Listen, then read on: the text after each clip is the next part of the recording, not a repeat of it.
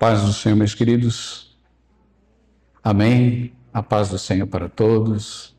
Eu acredito que vocês estão felizes por estarem findando esse ano juntos mais uma vez e na casa do Senhor. Este é o nosso último domingo do mês de dezembro e também estamos nos preparando para finalizar o ano. E nada melhor do que finalizar uma série também que nós temos há mais de 3 meses trabalhado juntos nesta série, A Vontade do Pai, que nós temos trabalhado há aproximadamente 3 meses aqui. Tenho certeza que alguém já está mais educado a respeito da vontade do Senhor e hoje nós vamos tentar finalizar essa mensagem porque a vontade do Pai está presente em nossas vidas 24 horas por dia. Às vezes a mensagem ela pode terminar, mas o contexto dela nunca termina. Porque nós estamos nos preparando para fazer a vontade de Deus todos os dias da nossa vida. E por que todos os dias? No texto que está na tela, Mateus capítulo 6, versículo de número 10, diz: venha o teu reino, seja feita a tua vontade, assim na terra como no céu. Mateus capítulo 6, versículo de número 10. Quando nós lemos ou quando nós oramos, quando nós nos colocamos na presença do Senhor e falamos sobre essa oração, nós entendemos que é uma oração diária. Porque ele diz: dá-nos o pão nosso de cada dia. E, obviamente, se nós lembrarmos que precisamos de comer todos os dias, a nossa vida espiritual também precisa ser alimentada diariamente. É por essa razão que essa oração que Jesus colocou é um modelo de oração para uma vitalidade espiritual, porque ela deve ser feita todos os dias. Mas aí, pastor, como é que eu devo fazer a vontade de Deus se que a Bíblia diz que nós não devemos repetir as palavras? O próprio Jesus ensinou versículos antes a esse respeito, em Mateus capítulo de número 6, que muitos que pensam que por muito falar serão ouvidos. Então não é de vã repetições que fazemos as nossas orações. E aí complicou ainda mais. Que parece que a gente ora o Pai Nosso e ao mesmo tempo reza o Pai Nosso. É verdade. Só que a oração do Pai Nosso começa pela reza do Pai Nosso. Qual é a diferença? As palavras têm que saltar desse exercício de memória. Quando nós falamos o Pai Nosso de memória, nós não devemos apenas citar da boca para fora.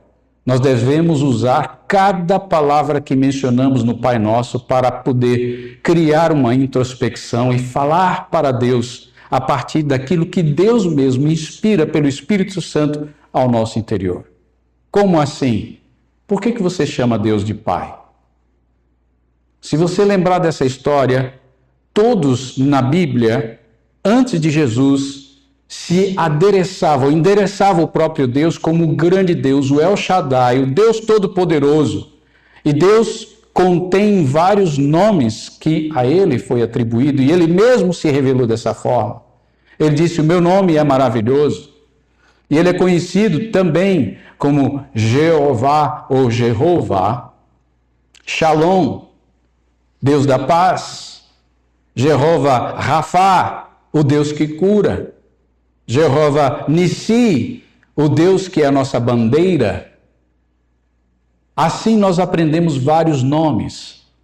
E no nome do Senhor nós podemos nos reunir, porque Jesus diz que fazendo uma oração em nome do meu Pai, Ele concederá. Então, queridos, como é que eu posso fazer uma reza e ao mesmo tempo uma oração? Use ela como base na sua memória. E você responde as perguntas: por que você chama a Deus de Pai? Porque Jesus nos introduziu dessa forma. Ele aproximou a distância que o homem tinha de Deus para uma proximidade, intimidade familiar. É mais fácil você se relacionar com seu pai quando você tem referência de um pai que te amou. Infelizmente, nem todas as pessoas têm uma boa referência de um pai que foi perfeito na sua forma de ser. E é difícil, talvez, essa pessoa se relacionar com Deus, porque ele vai ter em visão a sua própria relação com o Pai terreno. Mas se lembrar e puder separar, Deus nos permite que nós venhamos existir. E que cada dia nós devemos nos relacionar com esse Pai com intimidade mais próxima, entender que a vontade dele, que é superior, é uma vontade que é perfeita. E essa vontade perfeita, ela nos completa. Ela vai cumprir todo o bom propósito que Deus assim preparou. Então, nós estamos encerrando isso, tentando trazer que por mais de 3 meses, nosso objetivo tem sido simplificar o entendimento da perfeita vontade de Deus, seu propósito e promessas em nossas vidas, para que possamos consolidar o sentimento de paz perfeita em nossos corações. Eis o detalhe. Será que no dia a dia, no corre-corre que nós estamos vivendo, conseguimos ter paz perfeita? Será que a nossa paz ela não está imiscuída de tantas máculas, de tantas rugas, de tantas coisas que às vezes a gente se cala dizendo para nós mesmos estamos em paz, quando a verdade não é esta. Só que a paz perfeita vem quando nós nos colocamos no caminho do Senhor e fazemos a vontade do Senhor. Veja só, o famoso escritor Mark Twain disse certa vez que ele não se preocupava com o que não entendia da Bíblia. O que realmente incomodava era exatamente o que ele entendia. Isso foi publicado no jornal Árvore da Vida, no ano 4º, número 37. O detalhe é exatamente esse. Às vezes a gente consegue entender a Bíblia, ela é tão direta, tão eficaz, e a gente acaba fazendo uma tempestade em copo d'água. Quando a Bíblia diz não faça, é para não fazer. Não é para interpretar, achar que aquilo que é para, mas não é bem assim, os tempos são diferentes, as coisas mudaram, e a gente começa a trazer algum tipo de subterfúgio, de desculpa para não fazer o que Deus mandou que não se faça. E aí o problema reside. Há coisas que afrontam o próprio Deus, e claro, se a gente quer fazer a vontade de Deus, em primeiro lugar precisamos conhecer a vontade do Senhor, porque quando não conhecemos, como estamos sabendo se estamos fazendo a vontade de Deus ou não? Esse é o detalhe. Na opinião do Dr. Crabtree, a palavra transgressão é mais do que a violação de mandamentos e proibições. É a revolta da vontade do homem contra a vontade de Deus. Eis o detalhe, quando você conhece e entende a palavra, e você aplica ela, obviamente você já está realizando a vontade de Deus, e por isso você pode colher dons, colher bênçãos, e também determinar a própria promessa, o seu cumprimento na sua vida. Sei que cada um de você que está aqui, cada um que está ouvindo essa mensagem, tem uma promessa de Deus. Alguém diz amém? E obviamente você quer que a promessa do Senhor se cumpra. Eu tenho certeza que a promessa do Senhor tenha vindo, talvez até em forma de sonho. Você recebeu uma revelação do Senhor, de alguma forma, ela está alojada no teu coração. E a pergunta que vem em seguida é: você está procurando cumprir a revelação do Senhor? Ou você está se distanciando dela cada vez mais? É necessário que a gente termine um ano sempre fazendo um inventário da nossa própria vida, uma retrospectiva daquilo que começou o ano até que terminou. Como ouvimos aqui na ministração, a gente fez diversas promessas, o que fazer, e não fizemos. E aquilo que deveria ser feito, não foi feito, e aquilo que não era para ser feito, foi feito até demais. Nós vivemos esses impasses porque somos pessoas capacitadas Nós temos a faculdade da escolha que Deus colocou a cada um de nós, mas Deus não nos lança em rosto. Mas Ele quer que na nossa própria faculdade, no nosso direito de escolher, escolhamos a vontade do Senhor. Porque quando assim fazemos, já estamos indo de mal para melhor. E dessa forma nós podemos consertar a nossa própria vida. Olha, nesse final de ano, antes de começar o que vamos aprender, existem certas coisas e certas vozes que tentam distanciar cada um de nós da presença de Deus, da promessa de Deus e da vontade de Deus. E muitas vezes a gente mascara estas coisas conforme aquilo que aprendemos e muitas vezes aprendemos errado, porque quem aprendeu passou o que aprendeu, mas não questionou ou não examinou as Escrituras, não teve a diligência de observar se estava de acordo com a vontade de Deus. Mas devemos nos preocupar com isso, pastor? Obviamente que sim. Por quê? Porque o inimigo é muito astuto. Ele vai usar a própria palavra de Deus para desfazer a vontade de Deus na sua vida. Lembra-se que Jesus estava sendo tentado no deserto e Satanás usou a própria palavra de Deus para tentar iludibriar o próprio Jesus. Mas Jesus também usou a palavra de Deus para trazer o contexto real da palavra para ser feita a vontade de Deus. Então não se engane, nem se deixe ser enganado, porque as propostas que tem no mundo não são boas, não são viáveis, porque vão trazer prejuízo para a sua alma, de uma forma que você pode estar correndo perigo de perder aquilo que tem. Apocalipse diz, cuidado para que ninguém tome a tua coroa. É necessário ter vigilância.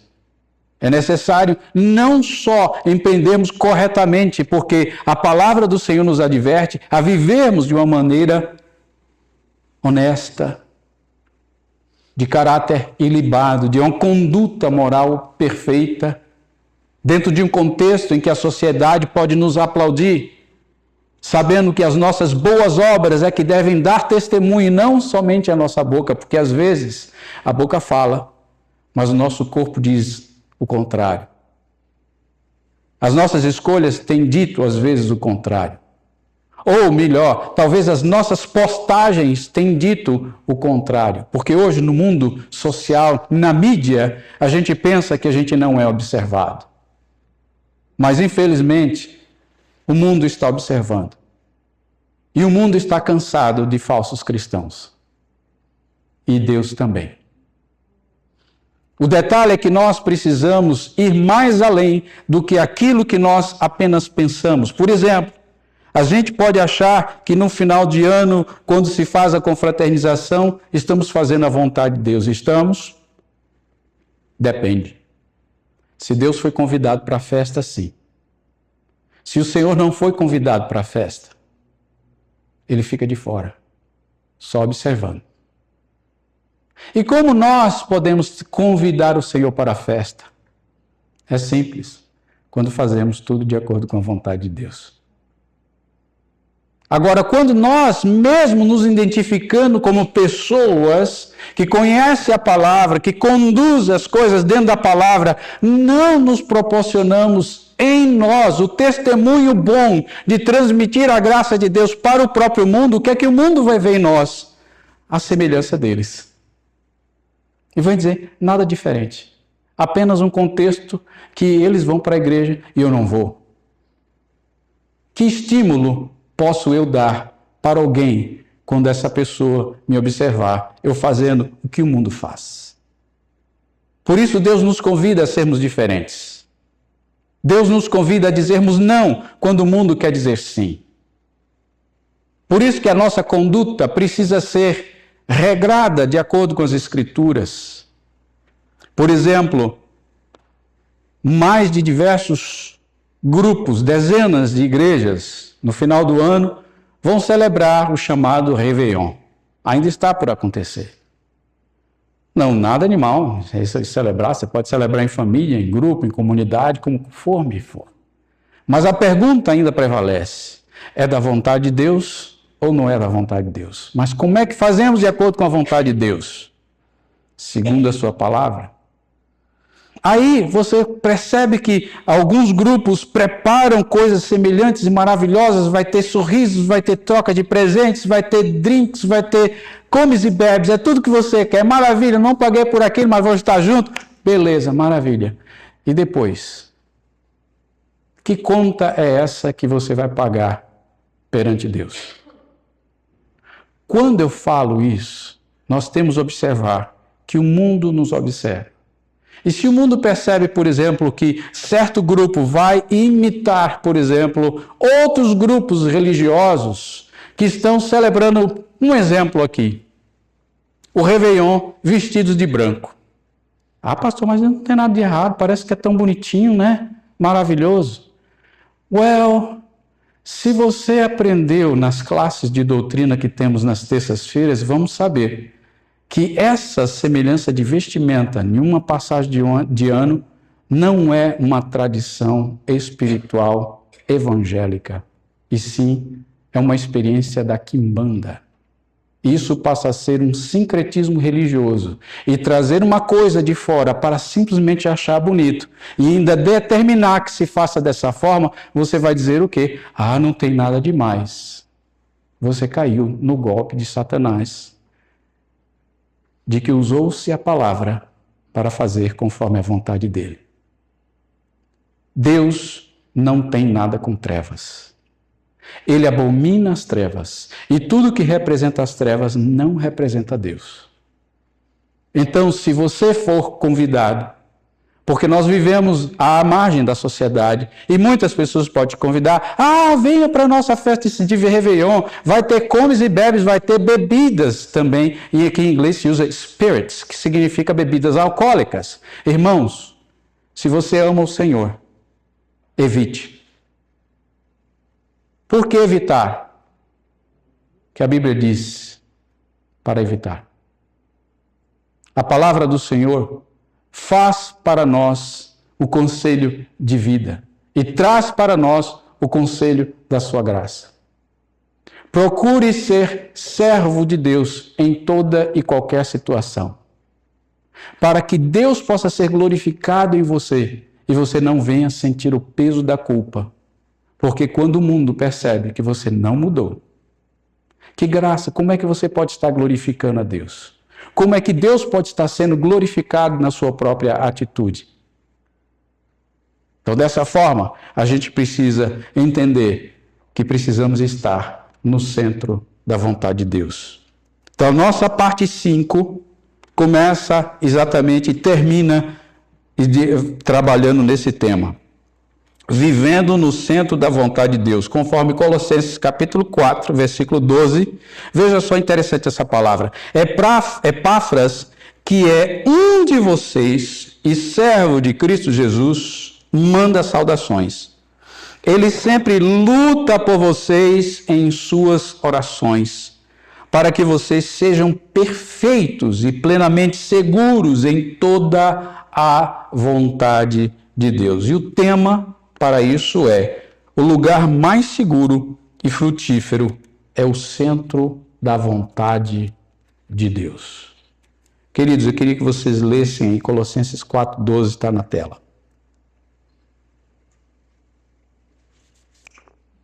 Vamos lá? Leiam comigo. Epáfras, que é um de vocês e servo de Cristo Jesus, manda saudações. Ele sempre luta por vocês em suas orações, para que vocês sejam perfeitos e plenamente seguros em toda a vontade de Deus. Deixa eu falar algo aqui antes de começar a passar os slides aqui. Aqui está um segredo de liderança espiritual. A luta não tem que ser contra a carne nem contra a sangue, não é debatendo com a pessoa, porque às vezes a dificuldade que se tem na liderança de conhecer o coração da pessoa pode infligir em uma situação emocional delicada. Porque às vezes você quer trazer para a pessoa a palavra de vida e ela vai entender como ofensa. Nós não sabemos em que estados emocionais muitas pessoas vivem. E quando a palavra que precisa ser luz para achar guarida no coração, vem trazer para aquela pessoa uma correção, ela toma um impacto e não quer aceitar a palavra. Porque ela tem que fazer, e é aí que nós estamos insistindo no tema da vontade de Deus, insiste em fazer a sua própria vontade. E Epáfras entende muito bem isso, e ele faz, ao invés de chegar e tratar uns com os outros, ele faz algo interessante, que Paulo recomenda: interceder, batalhar através da oração. Então, se, por exemplo, a gente percebe pessoas com uma conduta que é questionável, e às vezes a gente não vai se aproximar, porque se percebe que ainda não tem uma intimidade suficiente para trazer agora uma palavra enriquecedora, ou uma palavra de encorajamento, a pessoa pode usar o direito de apenas interceder por ela, para que o Espírito Santo venha conduzir aquela pessoa nos seus caminhos. E dê graças a Deus que tem pessoas que intercedem por você. Porque você pode chegar ao conhecimento. Ah, mas não é suficiente. Claro que é. Por quê? Porque está escrito na palavra de Deus que quem convence o homem do pecado, da justiça e do juízo, chama-se Espírito Santo de Deus, o Consolador. Esta obra não pertence a mim, que sou pastor, nem pertence a ninguém mais. Não é para nós vivermos confrontando as pessoas. Sim, às vezes somos instigados, quando o Espírito Santo quer nos usar, para trazer a palavra quando já é necessário ser feita. E às vezes é preciso entregar como Deus mandou entregar. E nessa hora você é apenas profeta ou profetiza. Embora esses termos na Bíblia já desapareceram, já são extintos biblicamente, porque o último dos profetas foi João Batista. O próprio Jesus colocou. Então, depois disso, não existe mais profetas. O que o mundo coloca agora dizendo, ali o profeta fulano e tal, outros o profeta, não existe. Porque o último dos profetas foi João. Se Jesus foi revelado, para que se precisa mais de profeta? Então, quem se levantar dizendo que é profeta de Deus, cuidado, porque já é um erro crasso dentro da própria teologia. Agora, o dom de profecia existe, mas isso não te faz profeta, nem profetiza. Embora ministrando a palavra, estamos profetizando a palavra, não nos faz profetas. Não devemos confundir títulos com funções. A função existe, mas o título terminou. Quando Deus usa a sua palavra para nos instruir, para que nós vivamos, segundo o contexto das Escrituras, é para sermos como o Deus assim nos prepara, para vivermos o melhor do Senhor na nossa vida. Muitas pessoas buscam segurança em recursos, estabilidade, planos e paz em circunstâncias. Mas a verdadeira segurança espiritual não está no que temos, está onde estamos, no centro da vontade de Deus. Eu temo que o slide que está para você está diante de mim, eu estou no anterior. Muitas pessoas buscam segurança em recursos, estabilidade e planos e paz em circunstâncias. Mas a verdadeira segurança espiritual não está no que temos, está em onde estamos. Aí a pergunta é, você está no centro da vontade de Deus? Agora, seguindo, Epáfras orava para que a igreja estivesse firme, madura e plenamente segura na vontade de Deus. A vontade de Deus não é um lugar de confusão, mas de firmeza. E agora nós podemos perceber quando vamos entrar nos modos de operação ou de operações que Deus coloca para que a gente possa conquistar a vontade deles. E começa pelo descanso.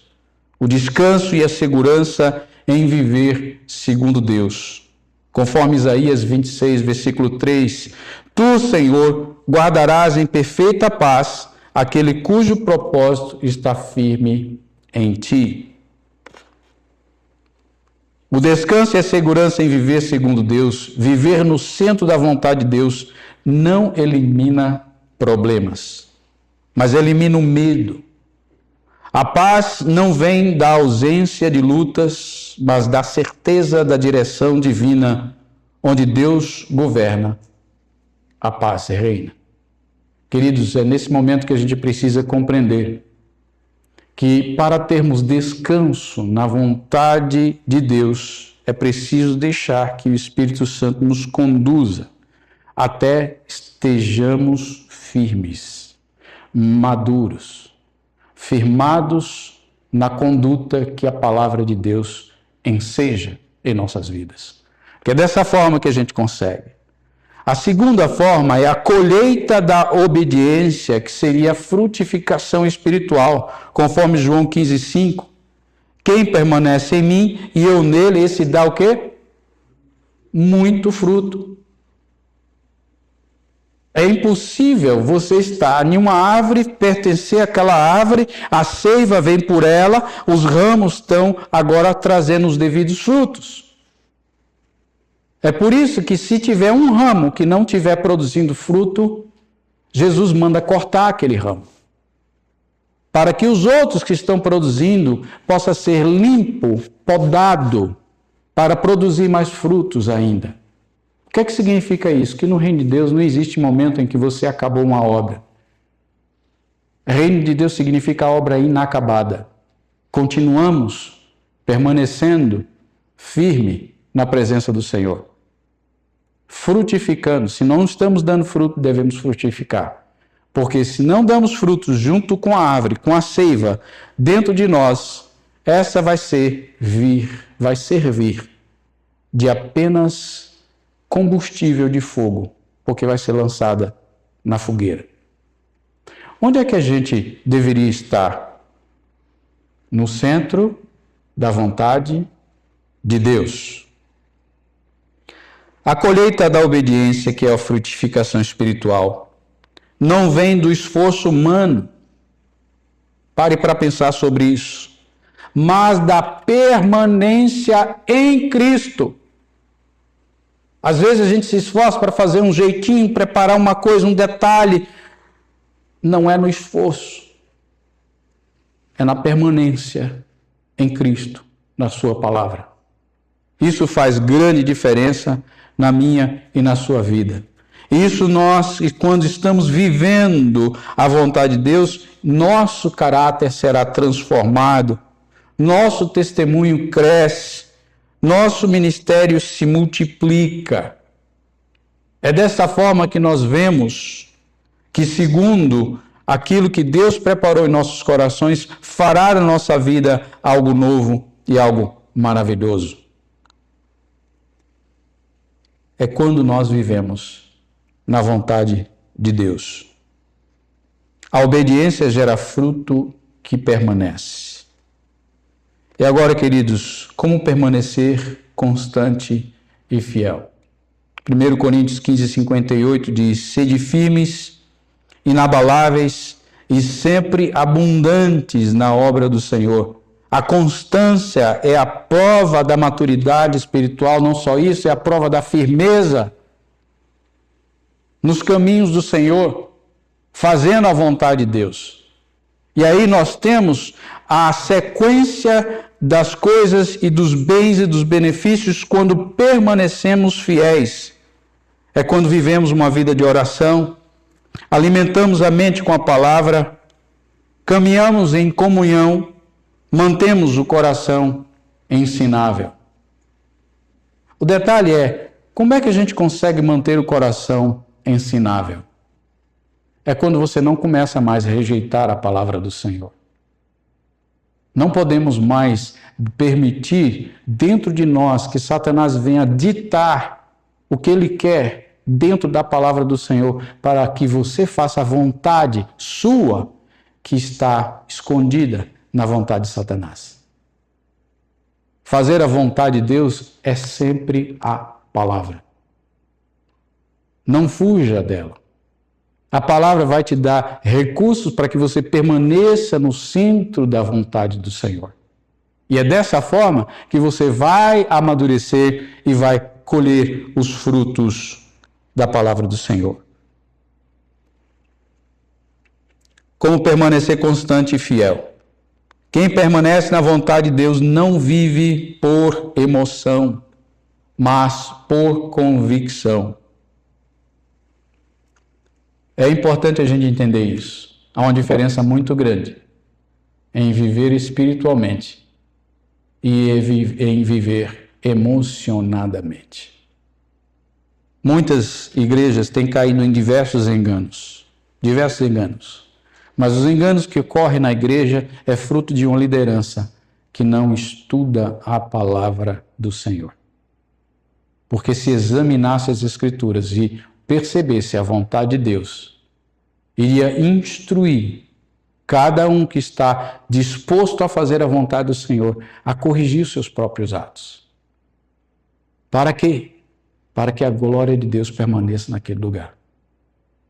E dessa forma a gente consegue viver segundo a vontade de Deus, escapando da rota, da trajetória de destruição, da rota que nos leva ao inferno. Mas espera aí, não significa que quando eu já recebi o Senhor Jesus, eu não já estou salvo do inferno? Sim, você tem uma parte inicial, mas a salvação não é uma conquista, uma coroa permanente. Ela será permanente quando a obra que foi implantada, esta será aperfeiçoada até o dia de Cristo. O detalhe é, permanecer é a palavra-chave. A coroa da salvação é para aqueles que permanecem na presença do Senhor Jesus. Não é para aqueles que dizem que estão na presença do Senhor. Há uma diferença muito grande. Muito gritante. Volto a lembrar os amados irmãos, Mateus capítulo 7, 21, não está aí na tela. Mas a lembrança que eu tenho é, nem todo aquele que me diz Senhor, Senhor, entrará no reino do Senhor. Mas aquele que faz a vontade de meu Pai. Há uma diferença em dizer Senhor, Senhor e fazer a vontade deste Senhor. Não fique apenas na ideia de dizer que está. Faça. A promessa é eterna para quem faz a vontade do meu Pai. A salvação se evidencia por uma vida de obediência. Fazer a vontade do Pai não é religiosidade, é relacionamento. A obediência hoje prepara a eternidade amanhã. E queridos, a única forma da gente poder entender a vontade de Deus é fazendo ela. Não é questão de teoria. Não é questão de separar alguns textos e colocar isso em ordem, concatenar tudo e achar bonito a aplicação dela. A aplicação tem que ser posta em prática. É a mesma coisa que eu quisesse dar uma aula. Quem aqui sabe montar de bicicleta? Quem não... Bom, tudo bem, todo mundo sabe. Quem não sabe montar de bicicleta? Eu vou dar uma aula aqui agora. Quem é que não sabe? Não tem ninguém que não saiba? Se eu der uma bicicleta para você, você tem certeza que não vai cair dela? Muito bem. Mas vamos supor que tivesse alguém. Por mais que eu colocasse uma bicicleta aqui, digo, olha, aqui está uma bicicleta. Aqui é o quadro, aqui é o coxim, aqui é o guidão, aqui são os pedais dela. Aqui tem uma roda, aqui tem outra, a corrente está direitinho. Você vai montar na sua bicicleta. Você vai puxar o pedal para cima, dar o seu impulso e procurar se equilibrar. Por mais bonita e bela, tão técnica que a aula possa ser, até o dia que você experimentar, você não sabe o que é andar de bicicleta. Porque quantos de vocês aqui aprenderam a andar de bicicleta caindo da bicicleta? Quantos já tiveram os joelhos marcados por alguma... Todo mundo já deve ter tido uma experiência que não é boa. Então, esse momento é empírico. O que significa isso? Eu e você temos que experimentar por conta própria. Assim é a vontade de Deus. Eu e você precisamos experimentar a vontade de Deus. Não adianta eu só trazer a palavra do Senhor. Se você não procura experimentar, você não vai entender o que significa salvação. Porque ela não vai se evidenciar na sua própria vida. A vontade do Senhor vai ser uma questão apenas de conhecimento de lábios, mas nunca de testemunho próprio. Isso é a grande diferença. Fazer a vontade do Pai não é religiosidade, é relacionamento. A obediência hoje prepara a eternidade amanhã. Você sabe aqui o que acontecerá com você amanhã? Quantos acham que poderão levantar acordados amanhã? Quem já ouviu falar de estatística de pessoas que dormem durante a noite e quando estão dormindo são acometidos de ataque cardíaco fulminante? Essas pessoas nunca acordam. Será que Deus tem a obrigação de mandar a bênção para você para acordar de manhã? Então, graças a Deus que você está aqui nessa noite, porque a sua presença já é um louvor para o Senhor, um agradecimento ao Deus por estar na presença. Ainda mais quando você traz para o Senhor o voto da sua gratidão. Isso faz o contexto completo de viver na vontade de Deus. Viver gratidão é uma forma de trazer as promessas do Senhor para a sua própria vida. Aplicação, queridos. Paz. Quem vive no centro da vontade de Deus é viver em paz, que guarda o coração. Propósito que dá sentido à vida, poder espiritual que glorifica a Deus e, por fim, para a nossa própria conclusão, não existe lugar mais seguro do que onde Deus quer que você esteja. Feliz Ano Novo. Happy New Year. Que Deus abençoe vocês. O meu maior desejo é juízo. Tenha juízo. E quando eu falo isso, me lembro da minha avó dizendo, menino, tenha juízo. E quando eu falo, eu estou falando para meninice espiritual, que está atrelado à nossa forma de viver, à nossa maneira de nos apresentar. E muitas vezes a gente não tem juízo e não sabe o que faz. Não foi à toa que quando Jesus estendeu os braços na cruz, ele disse, Pai, perdoa-lhes porque não sabem o que fazem. Fazer a vontade de Deus é primeiro conhecer a vontade de Deus.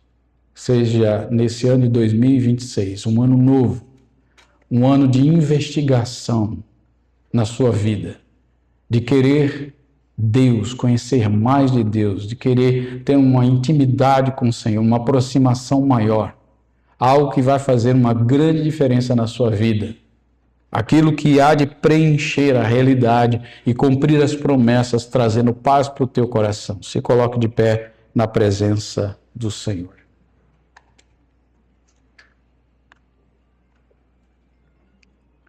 Bendizemos o teu nome, Senhor eterno, por tua bondade e misericórdia, pela tua palavra que foi ministrada nessa noite.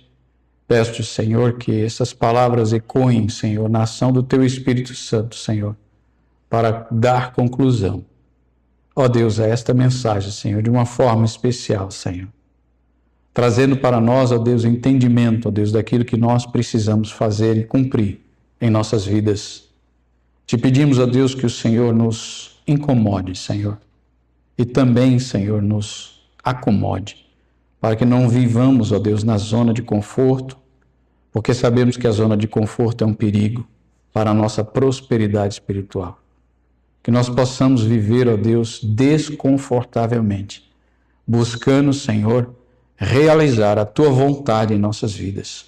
Porque dessa forma, Senhor, viveremos segundo o Teu querer e não segundo nós.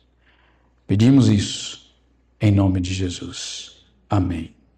Que o amor de Deus, nosso Pai, a graça do nosso Senhor e Salvador Jesus Cristo, a comunhão do Espírito Santo de Deus, seja com todo o povo de Deus aqui neste lugar. E todos dizem, certamente que a bondade e a misericórdia do Senhor me seguirão todos os dias da minha vida e habitarei na casa do Senhor para todos sempre. Deus abençoe, boa semana, bom final de ano, até o nosso próximo culto em 11 de janeiro, se Deus permitir.